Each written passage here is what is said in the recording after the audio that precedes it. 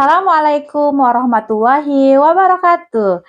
Halo, apa kabar semuanya?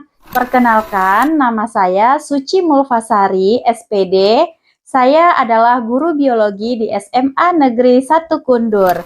Saya merupakan peserta pembatik level 3 tahun 2024. Pada pertemuan kali ini, kita akan membahas materi tentang transport pasif yang terdiri dari difusi dan osmosis. Nah, tujuan pembelajaran yang akan kita capai pada materi kali ini yaitu peserta didik dapat menganalisis proses difusi dan osmosis.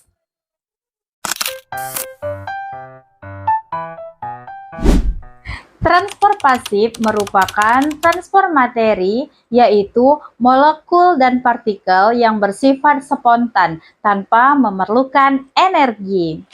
Transport pasif terjadi begitu saja akibat adanya perbedaan konsentrasi dari dua zat atau larutan pada kedua sisi membran.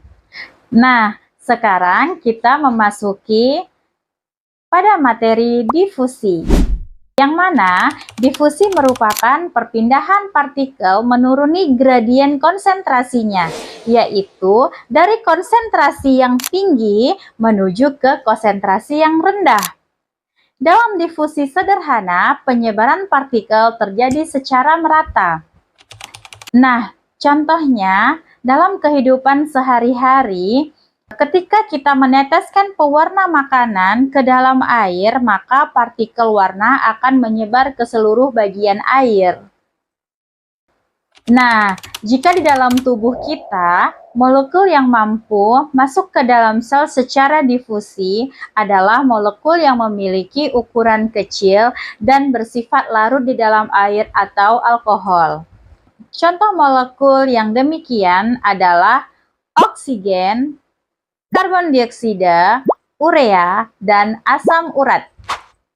Kecepatan difusi bergantung pada suhu, ukuran, dan jenis molekul yang berdifusi. Pada akhir proses difusi, konsentrasi molekul menjadi sama di seluruh ruangan atau bisa disebut sebagai keadaan kesetimbangan.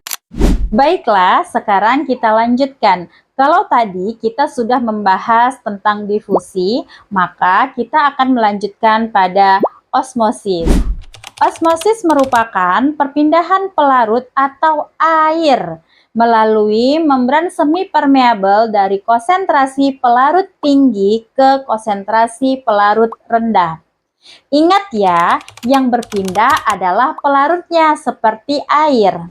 Dari yang airnya banyak atau encer ke airnya sedikit atau lebih pekat. Ada 3 kondisi yang menentukan arah perpindahan air di sel. Yang pertama ada isotonis, yang kedua hipotonis, dan yang ketiga hipertonis. Nah, kita bahas satu persatu ya. Isotonis adalah konsentrasi zat terlarut di dalam sel dan di luar sel itu sama, artinya seimbang. Nah, yang kedua adalah hipotonis, merupakan konsentrasi zat terlarut di dalam sel lebih rendah daripada di luar sel, sehingga sel akan mengalami lisis atau pecah. Yang ketiga, hipertonis, yaitu konsentrasi zat terlarut di dalam lebih tinggi daripada zat di luar sel, sehingga sel akan mengkerut.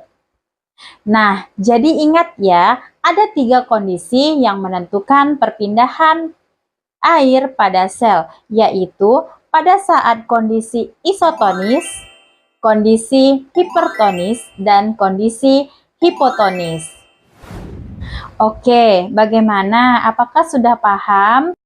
Jika sudah paham, yuk sama-sama kita simak kuis berikut ini. Kita mulai dari kuis yang pertama ya. Perhatikan gambar di atas. Gula tersebut mengalami proses transfer pasif, yaitu pilihan jawabannya A atau B. Kita hitung mundur dari sekarang ya.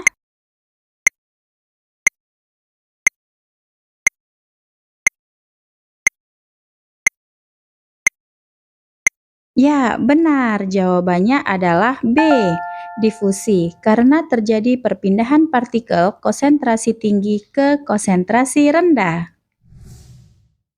Nah, sekarang kuis yang kedua. Proses perubahan yang terjadi pada gambar X menjadi gambar Y disebabkan pilihannya A atau B. Kita hitung mundur dari sekarang ya.